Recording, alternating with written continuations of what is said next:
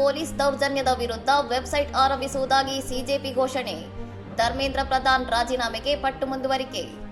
ದೆಹಲಿಯಲ್ಲಿ ನಡೆಯುತ್ತಿರುವ ಪ್ರತಿಭಟನೆಯ ವೇಳೆ ಪೊಲೀಸರಿಂದ ಹಲ್ಲೆಗೊಳಗಾದವರು ಮತ್ತು ಗಾಯಗೊಂಡ ಪ್ರತಿಭಟನಾಕಾರರು ಹಲ್ಲೆ ನಡೆಸಿದ ಪೊಲೀಸ್ ಸಿಬ್ಬಂದಿಯ ಛಾಯಾಚಿತ್ರಗಳನ್ನು ಅಪ್ಲೋಡ್ ಮಾಡಲು ವಿಶೇಷ ವೆಬ್ಸೈಟ್ ಒಂದನ್ನು ಪ್ರಾರಂಭಿಸುವುದಾಗಿ ಕಾಕ್ರೋಚ್ ಜನತಾ ಪಕ್ಷ ಶುಕ್ರವಾರ ಪ್ರಕಟಿಸಿದೆ.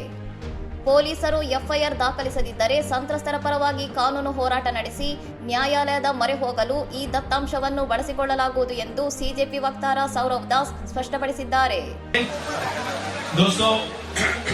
20 जुलाई 2026 को जिस तरीके का क्रूरता दिल्ली पुलिस और आरएएफ के जवानों ने दिखाया यहाँ के पीसफुल प्रोटेस्टर्स के लिए, वैसा क्रूरता जवाबदेही के बगैर हम लोग नहीं जाने देंगे.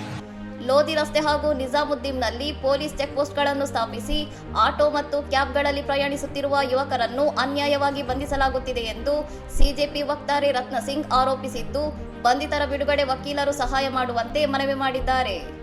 ಹವಾಮಾನ ಕಾರ್ಯಕರ್ತ ಸೋನಂ ವಾಂಗ್ಚುಕ್ ತಮ್ಮ 26 ದಿನಗಳ ಉಪವಾಸ ಸತ್ಯಾಗ್ರಹವನ್ನು ಆರೋಗ್ಯದ ಹಿತದೃಷ್ಟಿಯಿಂದ ಕೊನೆಗೊಳಿಸಿರುವುದನ್ನು ಸಿಜೆಪಿ ಸಂಸ್ಥಾಪಕ ಅಭಿಜಿತ್ ದೀಪ್ಗೆ ಸ್ವಾಗತಿಸಿದ್ದಾರೆ. ಸೋನಂ ವಾಂಗ್ಚುಕ್ ಉಪವಾಸ ವಾಪಸ್ ಪಡೆದರೂ ಶಿಕ್ಷಣ ಸಚಿವ ಧರ್ಮೇಂದ್ರ ಪ್ರಧಾನ್ ಅವರ ರಾಜೀನಾಮೆಯಾಗುವವರೆಗೆ ತಮ್ಮ ಪ್ರತಿಭಟನೆ ಯಾವುದೇ ರಾಜಿ ಇಲ್ಲದೆ ಮುಂದುವರಿಯಲಿದೆ ಎಂದು ದೀಪ್ಗೆ ಪುನರುಚ್ಚರಿಸಿದ್ದಾರೆ.